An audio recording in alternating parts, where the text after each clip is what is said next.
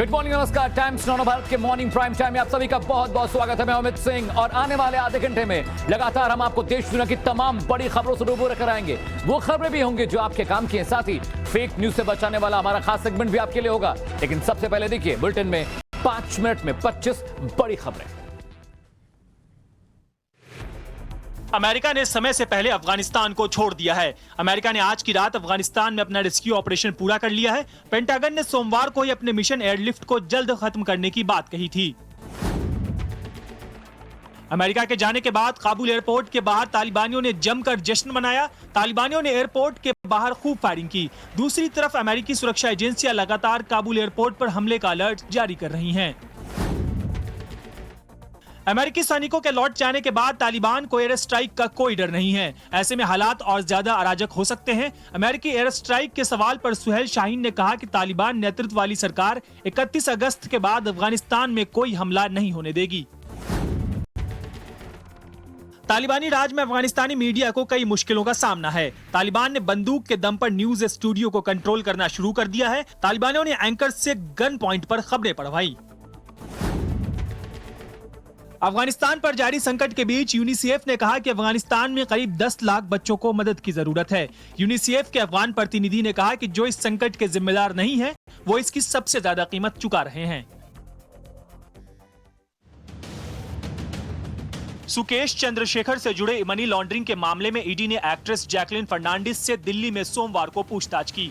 ED ने prevention of money laundering act के तहत जैकलिन का बयान भी दर्ज किया है। जंतर मंतर पर आपत्तिजनक नारेबाजी का आरोपी पिंकी चौधरी आज दिल्ली के कनॉट प्लेस थाने में गिरफ्तारी देगा।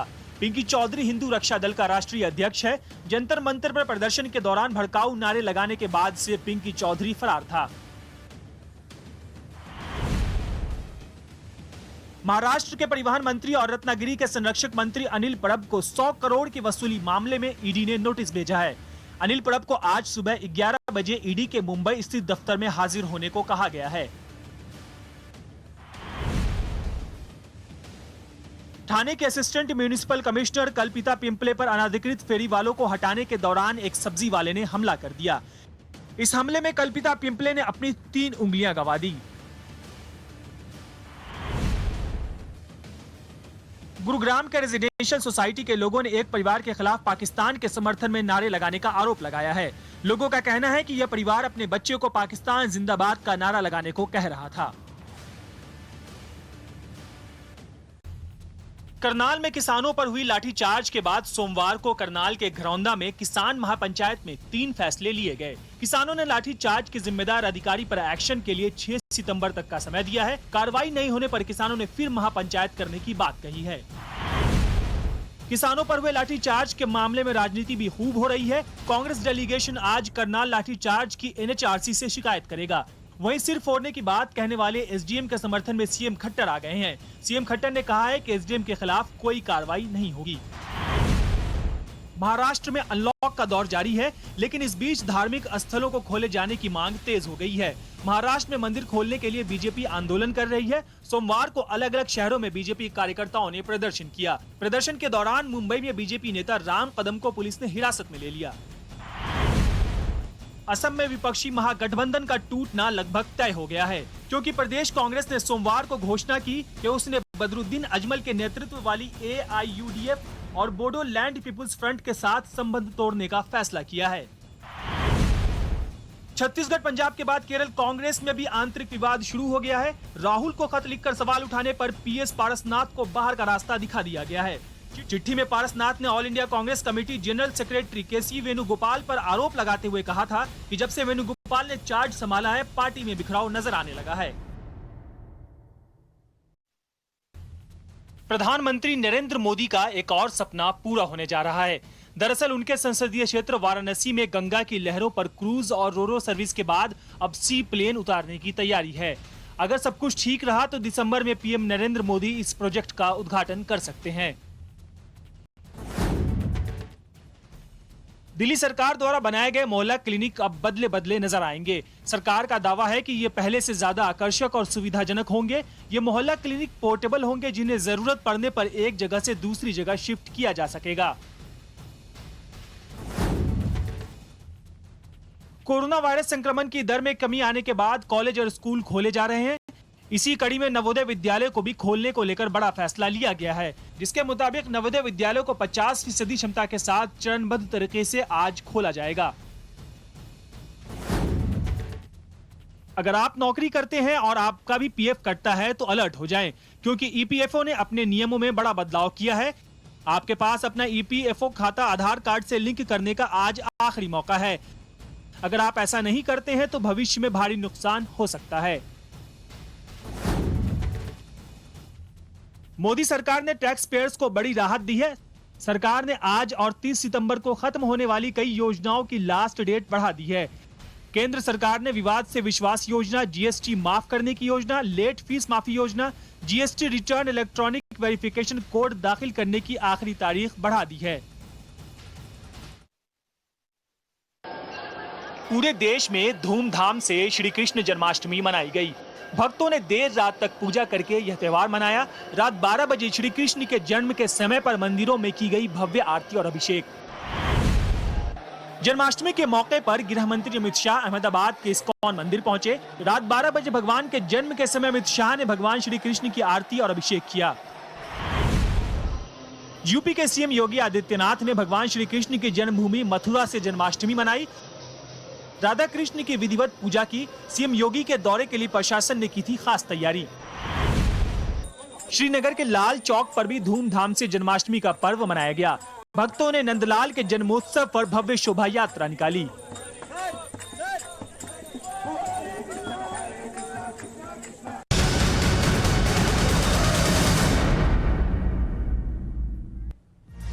और देश की 25 बड़ी खबरों के बाद रुक करते इस वक्त की बड़ी खबर का। 20 साल बाद अमेरिका ने अफगानिस्तान को छोड़ दिया है।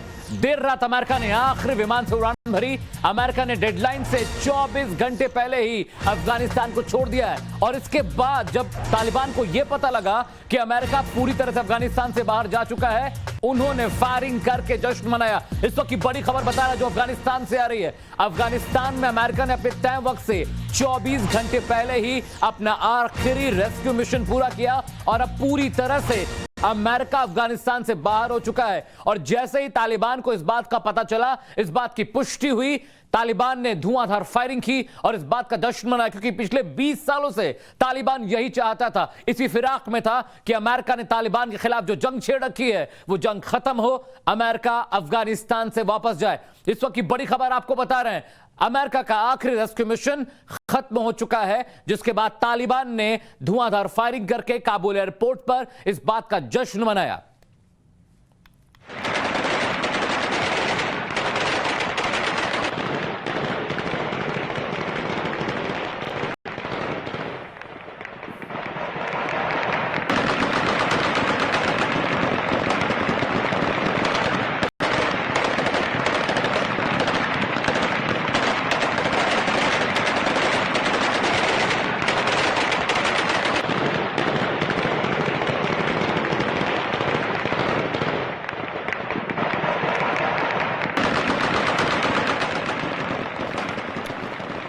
तो इस वक्त की बड़ी खबर आपको बता रहे हैं, 20 साल के बाद आखिरकार अमेरिका पूरी तरह से अपना बोरिया बिस्तर अफगानिस्तान से समेट चुका है। और कल रात को आखिरी विमान, आखिरी रेस्क्यू मिशन अमेरिका ने किया और 24 घंटे यानी तय वक्त से पहले 31 अगस्त की आखिरी तारीख थी, लास्ट डेट थी, लेकिन उससे पहले ही करीब 24 घंटे पहले अमेरिका ने अपना आखिरी रेस्क्यू मिशन किया और अफगानिस्तान से अपना बोरिया बिस्तर समेट लिया। और मैकेंजी जो कि कमांडर हैं अमेरिकी सेना के, उन्होंने ऑफिशियली यह बयान दिया है कि कल 3:30 बजे हमने आखिरी रेस्क्यू मिशन को अंजाम दिया और अब अमेरिका से हम पूरी तरह से बाहर हैं। हमारा कोई नागरिक वहां पे नहीं है, हमारा कोई स्टाफ वहां नहीं बचा है। और जैसे ही तालिबान को इस बात की भनक लगी, उनका खुशी का ठिकाना नहीं रहा। रात की तस्वीर आपको हम दिखाएंगे जहां पे आप देख और सुन सकते हैं कि किस तरह से अमेरिका ने जब अफगानिस्तान को ऑफिशियली छोड़ा तो तालिबान ने इसका जश्न मनाया।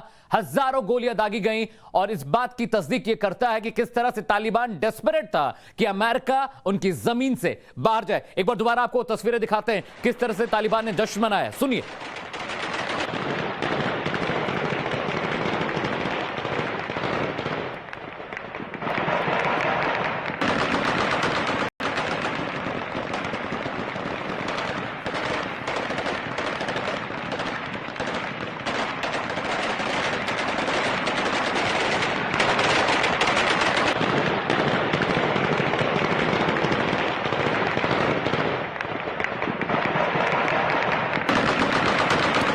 दो तस्वीरों को गौर से देखिएगा। जैसे ही अमेरिकी सेना का आखिरी विमान डेडलाइन खत्म होने से पहले काबुल से एयरपोर्ट के लिए रवाना हुआ, वैसे ही तालिबान का जश्न शुरू हो गया। एयरपोर्ट के ठीक बाहर ताबड़तोड़ फायरिंग होने लगी। दूसरी तरफ अमेरिका के 20 साल बाद अफगानिस्तान से जाने की बात सुनकर काबुल एयरपोर्ट के बाहर धीरे धीरे भीड़ जुटने लगी और तालिबान के समर्थन में नारेबाजी शुरू हो गई। इन दो तस्वीरों को देखिए और समझने की कोशिश करिए कि जैसे ही अमेरिका का आखिरी rescue mission C-17 globe master विमान आखिरी वो विमान था जो हामिद करज़ई एयरपोर्ट से उड़ान भरकर अमेरिका की तरफ उड़ा, और जैसे ही इस बात की ऑफिशियल पुष्टि हुई, काबुल एयरपोर्ट के बाहर भीड़ जुटने लगी, तालिबानी समर्थक जुटने लगे और उन्होंने तालिबान के जिंदाबाद के नारे लगाए। और जश्न की तस्वीर को समझने के लिए ये तस्वीर भी समझिएगा कि ताबड़तोड़ फायरिंग की गई। मतलब खुशी का ठिकाना नहीं रहा तालिबान का, क्योंकि वो यही तो चाहता था कि अमेरिका अफगानिस्तान को छोड़कर जाए और वो अपनी मनमानी कर सकें, अपने हिसाब से मुल्क को, देश को,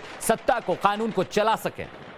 तस्वीरें देखिए, दो तस्वीरें आपकी टीवी स्क्रीन पर है। जैसे ही अमेरिका का आखिरी C-17 ग्लोबमास्टर विमान उड़ा, उसके ठीक बाद तालिबान ने जश्न के तौर पर ताबड़तोड़ फायरिंग शुरू की, जो ये दिखाता है कि तालिबान कितना डेस्परेट था कि अमेरिका अफगानिस्तान जमीन को छोड़कर बाहर जाए।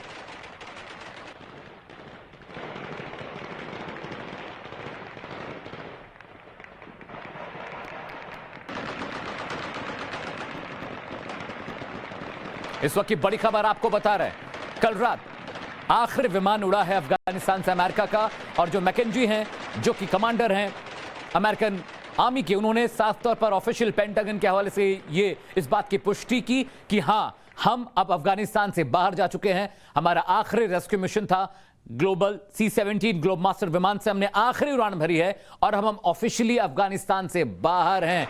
और जैसे ही इस खबर की पुष्टि होती है, तालिबान की खुशी का ठिकाना नहीं रहता। वो पागलों की तरह फायरिंग करने लगते हैं। काबुल एयरपोर्ट के बाहर हजारों की भीड़ जमा हो जाती है और हर कोई तालिबान जिंदाबाद के नारे लगाने लगता है। यानी 20 साल का लंबा इंतजार तालिबान ने भी किया है। हाँ, पाकिस्तान से सपोर्ट मिलता रहा है, हथियार मिलते रहे हैं, रसद मिलता रहा है, और ये छुपकर बैठे हुए थे, ये इसी ताक में थे कि कब अमेरिका यहां से निकलेगा और वो अफगानिस्तान पर अपनी मंसूबों को कामयाब करने की कोशिश में लग जाएगा। और इस बड़ी खबर पर बातचीत करेंगे, रुक कर हमारे वरिष्ठ सहयोगी प्रदीप दत्ता हमारे साथ जुड़ रहे हैं। Pradeep, good morning. आप बहुत पैनी नजर रखते हैं इन तमाम खबरों पर। मैं सबसे पहले आपकी प्रतिक्रिया चाहता हूं, इस तस्वीर को देखकर क्या लगता है कि जब अमेरिका बाहर गया तो ताबड़तोड़ फायरिंग की तालिबान ने? देखिए, अफगानिस्तान के लिए ये सेलिब्रेशन था तालिबान के लिए, क्योंकि तालिबान को 20 साल लग गए अफगानिस्तान में आते। 9/11 का जब अटैक हुआ था अमेरिका पे, उसके बाद से अमेरिका ने एक मिशन स्टार्ट किया था, मिशन अफगानिस्तान। उसके बाद से अमेरिकन फौज यहाँ पे आ गई थी और तालिबान को खदेड़ के बाहर निकाल दिया था, क्योंकि 1996 से 2001 का जो तालिबान का रूल था, काफी उससे लोग परेशान थे। 20 साल डेमोक्रेसी यहाँ रही, लेकिन अब एक बार फिर से लगता है कि अफगानिस्तान में वही दिन आने वाले हैं जहां पे ग्लोबल जिहाद का अड्डा बन जाएगा। आपने देखा होगा पिछले कई दिनों से कितने आतंकवादी संगठन है यहाँ पे काम करना शुरू कर दिए, जैसे आईसिस खोरासान, इन्होंने अपने जेल खोल दिए थे, और उसके बाद से आईसिस खोरासान, अलकायदा और कई आतंकवादी जो थे उनको छोड़ दिया था। जो डर था वही इस समय होता हुआ नजर आ रहा है। उनके लिए तो सेलिब्रेशन है, क्योंकि उनके लिए जीत है। वो तो यही कह रहे हैं, दुनिया को यही जताने की कोशिश करेंगे कि देखिए सबसे बड़ी ताकत को उन्होंने हरा दिया है। क्योंकि कई विजुअल्स आए, जैसे आपने देखा होगा टैंक पड़े हुए हैं, कोई बाकी अमेरिका अपने हथियार कहीं छोड़ चुका है, जिसमें $85 बिलियन के हथियार, जिसमें टैंक है, हेलीकॉप्टर है, हमवी है, सब कुछ है। तो ये जो है इस्लामिक ताकतें, तो ये पूरे विश्व में ये जताने की कोशिश करेंगे कि दुनिया का सबसे ताकतवर मुल्क, जहां पे पेंटागन था, नेटो फोर्सेस थे, अमेरिका के मुल्क थे और बाकी की ताकतें थी, उनको हमने हरा दिया है। तो इससे इस दृश्य को देखने के बाद, जैसे कि आखिरी प्लेन अमेरिका का चला जाता है और उसके बाद से ये फायरिंग यही दर्शाता है कि ये अपनी सेलिब्रेशन कर रहे हैं।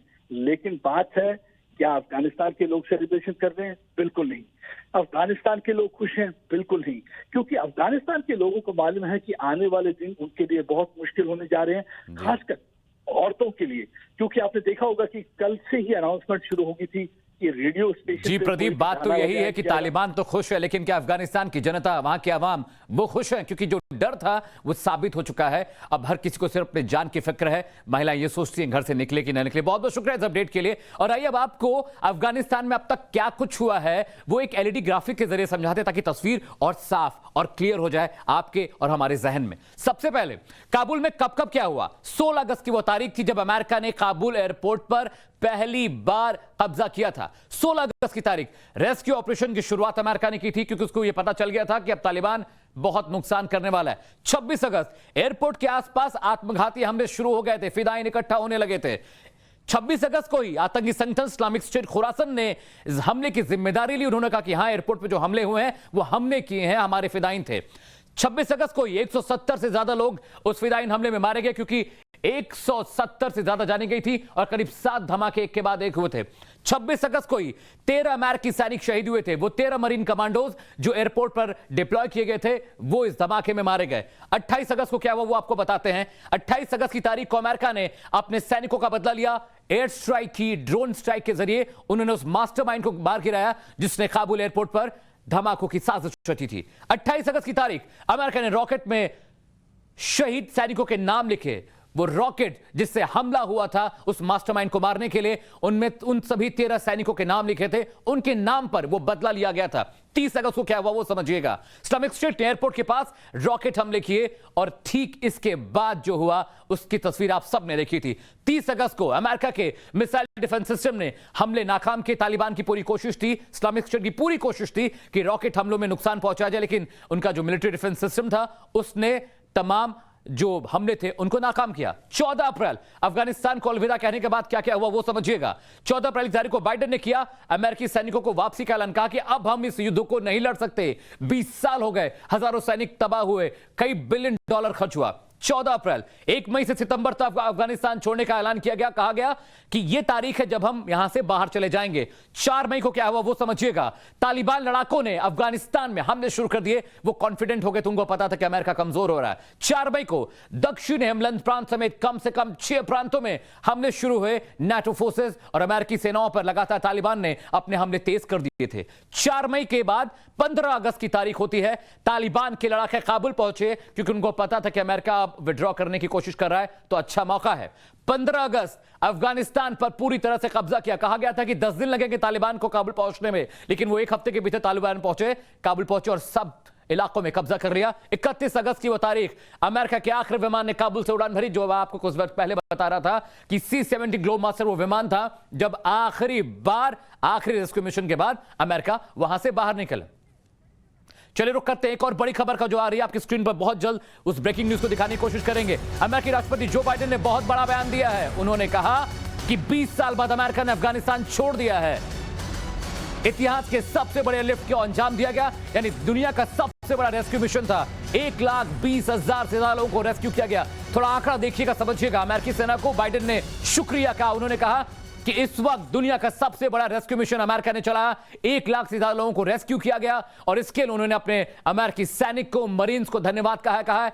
उनकी बदौलत, उनकी मेहनत की बदौलत हम वहां से बाहर निकल पाए। और ये तस्वीर देखिए नाइट विजन कैमरे में, ये वो आखिरी अमेरिकी सैनिक है जिसने अफगानिस्तान की जमीन को छोड़ा है। तो बहुत बड़ी खबर है। बाइडेन ने सबका शुक्रिया अदा किया और यह बात भी कही कि दुनिया का सबसे बड़ा रेस्क्यू मिशन अमेरिका ने चलाया। 20 साल तक वो अफगानिस्तान की जमीन पर रहे, तालिबान से लड़ते रहे, लेकिन अफसोस तालिबान को कमजोर नहीं कर पाए। बहुत सारी गलतियां उन्होंने की थी, लेकिन अब उन गलतियों से सीख लेने का समय था। उन्होंने कहा कि जो पिछले राष्ट्रपतियों ने किया है वो मैं नहीं करूंगा। मेरे सैनिक मेरे लिए बहुत अहम है, मैं उनको मरने के लिए अफगानिस्तान में नहीं छोड़ सकता। और इधर अमेरिका ने अफगानिस्तान को अलविदा कह दिया है। इसके साथ ही तालिबान के हाथ अमेरिकी हथियारों का जखीरा भी लग गया है। तालिबान के हाथ इन हथियारों के लगने से दुनिया के तमाम बड़े जो मुल्क हैं वो संकट में हैं, डरे हुए हैं। आखिर कैसे, ये समझिए कि आखिर कैसे 8.5 लाख हथियार तालिबान को बैठे बिठाए मिल गए इस रिपोर्ट के जरिए।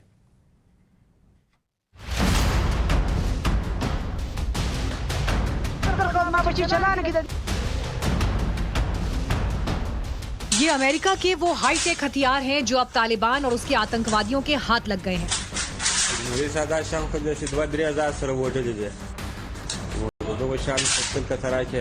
अमेरिका अफगानिस्तान छोड़ रहा है और अपने पीछे हथियारों का जखीरा छोड़कर जा रहा है।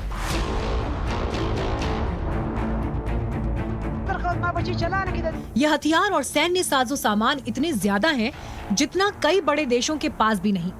फोर्ब्स ने अमेरिकी रक्षा विभाग पेंटागन के डिपार्टमेंट लॉजिस्टिक्स एजेंसी के आंकड़ों के आधार पर दावा किया है कि अमेरिका अफगानिस्तान में 8 लाख हथियार और सैन्य उपकरण छोड़ आया है। इन हथियारों की कीमत करीब 2.5 लाख करोड़ रुपए है।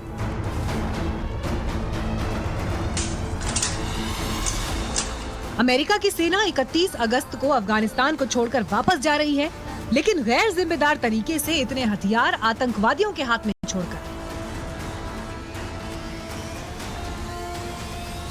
बाइडेन सरकार का ये रवैया अमेरिका में भी बड़ा सियासी मुद्दा बन गया है। We now know that due to the negligence of this administration, the Taliban now has access to over $85 billion worth of American military equipment. That includes 75,000 vehicles, over 200 airplanes and helicopters, over 600,000 small arms and light weapons. The Taliban now has more Black Hawk helicopters than 85% of the countries in the world. But they don't just have weapons. They also have night vision goggles, body armor, medical supplies, and unfathomable to me and so many others is that the Taliban now has biometric devices which have the fingerprints, eye scans, and the biographical information of the Afghans who helped us over the last 20 years. बात वाकई चिंताजनक है। तालिबान जिसकी पहचान ही आतंकवाद है, जो पाकिस्तान की ISI का मोहरा बन चुका है, उसके पास इतनी अधिक मात्रा में हथियार होना न सिर्फ भारत बल्कि पूरी दुनिया के लिए खतरा है।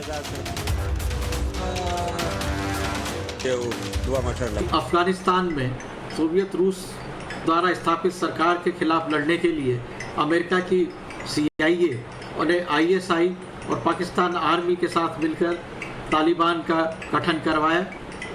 इनको सारी ट्रेनिंग, हाइड आउट्स, उनके फैमिली के रहने के इंतजाम सारे पाकिस्तान ने अपने अफगानिस्तान बॉर्डर से लगे हुए इलाकों में किए और उसके बाद में इनको ट्रेन करके हथियारों के साथ और फंडिंग के साथ में अफगानिस्तान में उनको इन्फिल्ट्रेट किया और धीरे धीरे वहाँ पर इनकी गतिविधियाँ बढ़ती गई।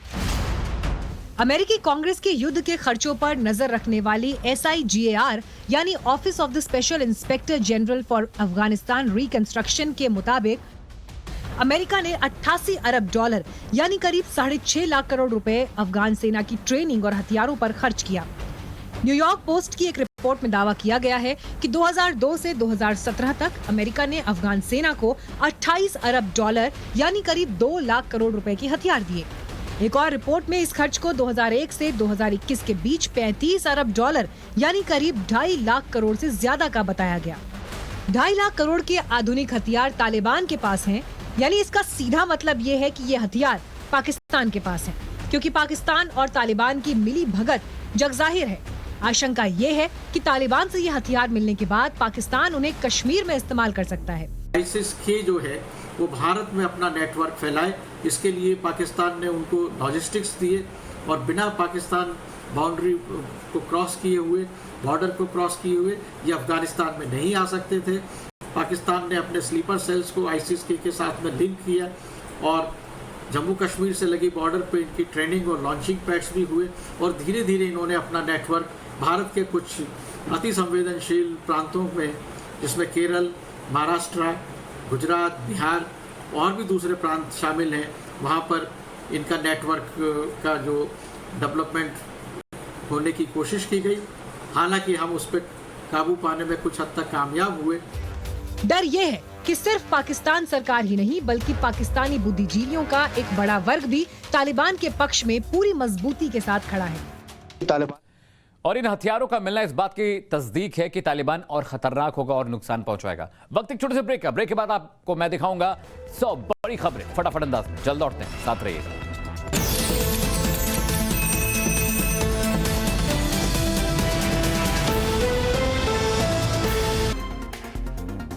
करते हैं एक बार फिर से अफगानिस्तान और अमेरिका का। 20 साल बाद अमेरिका ने अफगानिस्तान को अलविदा कह दिया।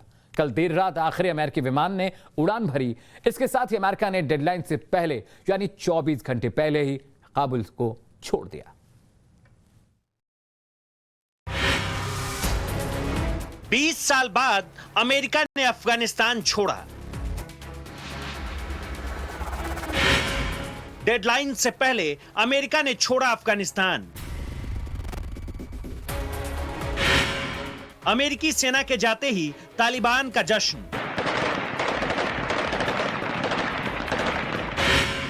काबुल एयरपोर्ट के पास ताबड़तोड़ फायरिंग।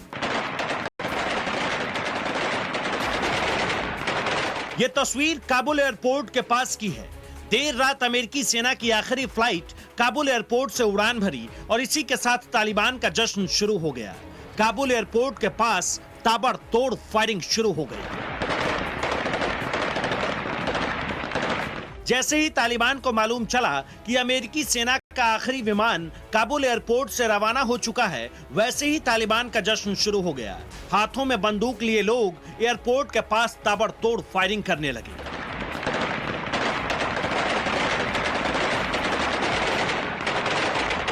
अमेरिकी सेना डेडलाइन खत्म होने से लगभग 24 घंटे पहले ही काबुल छोड़कर चली गई। इस बात से खुश तालिबान ने घंटों तक जश्न मनाया। आखिरी यूएस विमान काबुल से देर रात रवाना हुई। अमेरिकी सेना ने रात 12:59 पर काबुल छोड़ा। अमेरिकी सेना ने भी अफगानिस्तान छोड़ने का ऐलान किया है। पेंटागन ने कहा, हमने अफगानिस्तान छोड़ दिया। अमेरिकी सेना के commander marine general Frank McKenzie ने अमेरिकी सेना के अफगानिस्तान छोड़ने का ऐलान किया। I'm here to announce the completion of our withdrawal from Afghanistan and the end of the military mission to evacuate American citizens, third country nationals, and vulnerable Afghans. The last C-17 lifted off from Hamid Karzai International Airport on August 30th this afternoon at 3:29 p.m. East Coast time. And the last manned aircraft is now clearing the airspace above Afghanistan. इससे पहले तालिबान ने America को आज रात तक की deadline दी थी। America ने इसे लेकर कहा भी था कि डेडलाइन खत्म होने से पहले ही अफगानिस्तान छोड़ देंगे। आखिर में डेडलाइन पूरा होने से लगभग 24 घंटे पहले ही अफगानिस्तान को छोड़कर अमेरिकी सेना चली गई, जिसके बाद से लगातार तालिबान का जश्न चल रहा है। और अमेरिका ने अफगानिस्तान को अलविदा कह दिया। इसके साथ ही तालिबान के साथ अमेरिकी हथियारों का जखीरा भी हाथ लग गया। तालिबान के हाथ इन हथियारों के लगने से दुनिया के सामने सबसे बड़ा संकट पैदा हो गया है। आखिर वो संकट क्या है, परेशानी क्या है, इस रिपोर्ट के जरिए समझिएगा।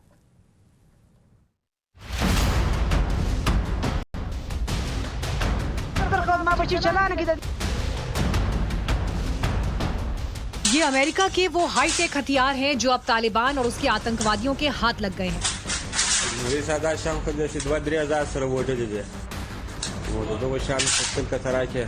अमेरिका अफगानिस्तान छोड़ रहा है और अपने पीछे हथियारों का जखीरा छोड़कर जा रहा है।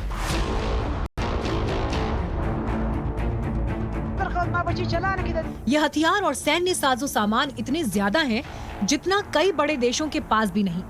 फोर्ब्स ने अमेरिकी रक्षा विभाग पेंटागन के डिपार्टमेंट लॉजिस्टिक्स एजेंसी के आंकड़ों के आधार पर दावा किया है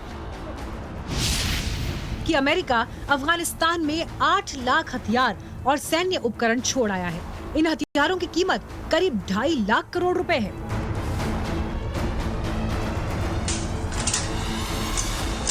अमेरिका की सेना 31 अगस्त को अफगानिस्तान को छोड़कर वापस जा रही है, लेकिन गैर जिम्मेदार तरीके से इतने हथियार आतंकवादियों के हाथ में छोड़कर। बाइडेन सरकार का ये रवैया अमेरिका में भी बड़ा सियासी मुद्दा बन गया है। We now know that due to the negligence of this administration, the Taliban now has access to over $85 billion worth of American military equipment. That includes 75,000 vehicles, over 200 airplanes and helicopters, over 600,000 small arms and light weapons. The Taliban now has more Black Hawk helicopters than 85% of the countries in the world. But they don't just have weapons. They also have night vision goggles, body armor, medical supplies, and unfathomable to me and so many others is that the Taliban now has biometric devices which have the fingerprints, eye scans, and the biographical information of the Afghans who helped us over the last 20 years. बात वाकई चिंताजनक है। तालिबान जिसकी पहचान ही आतंकवाद है, जो पाकिस्तान की ISI का मोहरा बन चुका है, उसके पास इतनी अधिक मात्रा में हथियार होना न सिर्फ भारत बल्कि पूरी दुनिया के लिए खतरा है। अफगानिस्तान में सोवियत रूस द्वारा स्थापित सरकार के खिलाफ लड़ने के लिए अमेरिका की CIA और ISI और पाकिस्तान आर्मी के साथ मिलकर तालिबान का गठन करवाया। इनको सारी ट्रेनिंग, हाइड आउट्स, उनके फैमिली के रहने के इंतजाम सारे पाकिस्तान ने अपने अफगानिस्तान बॉर्डर से लगे हुए इलाकों में किए और उसके बाद में इनको ट्रेन करके हथियारों के साथ और फंडिंग के साथ में अफगानिस्तान में उनको इन्फिल्ट्रेट किया और धीरे धीरे वहाँ पर इनकी गतिविधियाँ बढ़ती गई। अमेरिकी कांग्रेस के युद्ध के खर्चों पर नजर रखने वाली SIGAR यानी office of the special inspector general for Afghanistan reconstruction के मुताबिक अमेरिका ने 88 अरब डॉलर यानी करीब 6.5 लाख करोड़ रुपए अफगान सेना की ट्रेनिंग और हथियारों पर खर्च किया। न्यूयॉर्क पोस्ट की एक रिपोर्ट में दावा किया गया है कि 2002 से 2017 तक अमेरिका ने अफगान सेना को 28 अरब डॉलर यानी करीब 2 लाख करोड़ रुपए के हथियार दिए। एक और रिपोर्ट में इस खर्च को 2001 से 2021 के बीच 35 अरब डॉलर यानी करीब 2.5 लाख करोड़ से ज्यादा का बताया गया। 2.5 लाख करोड़ के आधुनिक हथियार तालिबान के पास हैं, यानी इसका सीधा मतलब ये है कि ये हथियार पाकिस्तान के पास हैं, क्योंकि पाकिस्तान और तालिबान की मिली भगत जगजाहिर है। आशंका ये है कि तालिबान से ये हथियार मिलने के बाद पाकिस्तान उन्हें कश्मीर में इस्तेमाल कर सकता है। आईसिस के जो है वो भारत में अपना नेटवर्क फैलाए, इसके लिए पाकिस्तान ने उनको लॉजिस्टिक्स दिए और बिना पाकिस्तान बाउंड्री को क्रॉस किए हुए, बॉर्डर को क्रॉस किए हुए ये अफगानिस्तान में नहीं आ सकते थे। पाकिस्तान ने अपने स्लीपर सेल्स को आईसिस के साथ में लिंक किया और जम्मू कश्मीर से लगी बॉर्डर पे इनकी ट्रेनिंग और लॉन्चिंग पैड्स भी हुए और धीरे धीरे इन्होंने अपना नेटवर्क भारत के कुछ अति संवेदनशील प्रांतों में, जिसमें केरल, महाराष्ट्र, गुजरात, बिहार और भी दूसरे प्रांत शामिल हैं, वहाँ पर इनका नेटवर्क का जो डेवलपमेंट होने की कोशिश की गई। हालांकि हम उस पर काबू पाने में कुछ हद तक कामयाब हुए। डर ये है कि सिर्फ पाकिस्तान सरकार ही नहीं बल्कि पाकिस्तानी बुद्धिजीवियों का एक बड़ा वर्ग भी तालिबान के पक्ष में पूरी मजबूती के साथ खड़ा है। तालिबानों के साथ जब जुल्म हो रहा था, जब उनके बच्चे मर रहे थे। और डर सिर्फ इस बात का नहीं है कि हथियार है, डर इस बात का भी है कि पाकिस्तान तालिबान का पड़ोसी है। अब वक्त है उन वायरल वीडियोस का जो इस वक्त सोशल मीडिया पर खूब लाइक और शेयर किए जा रहे हैं। देखिए। महिंद्रा एंड महिंद्रा के प्रेसिडेंट आनंद महिंद्रा का ट्विटर पर शेयर किया गया एक वीडियो इन दिनों खूब वायरल हो रहा है। सबसे पहले पूरा वीडियो देखिए।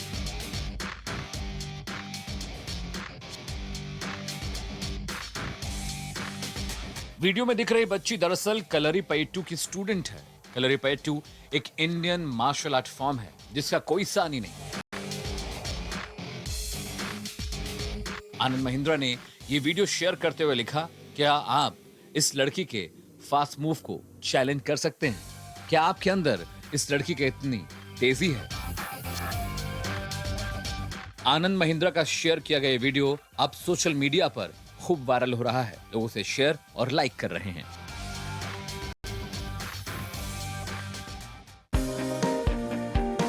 इन दिनों सोशल मीडिया पर एक स्पेशल वीडियो खूब वायरल हो रहा है और इसके वायरल होने की वजह भी यूनिक है।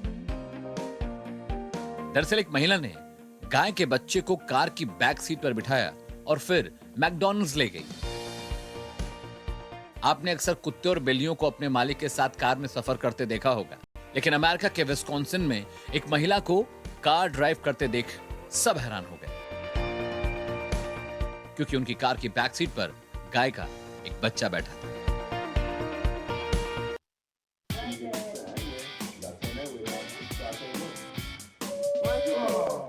पिता और बेटी का प्यार सबसे स्पेशल कहा जाता है। इन दिनों सोशल मीडिया पर एक ऐसी ऐसा ही वीडियो खूब वायरल हो रहा है जिसमें एक पिता अपनी बेटी को बहला फुसलाकर वैक्सीन की डोज लगवा रहा है।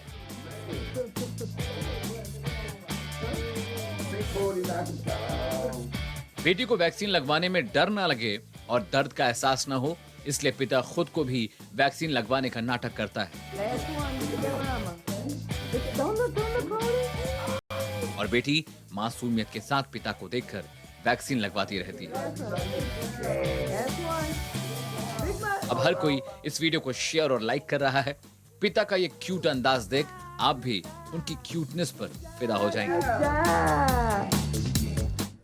और मॉर्निंग प्राइम टाइम में वक्त है एक छोटे से ब्रेक का, और ब्रेक के बाद आप मिलिए राजीव और कंचन के साथ और देखिए हेलो नव भारत। जल्द लौटते हैं छोटे से ब्रेक के बाद।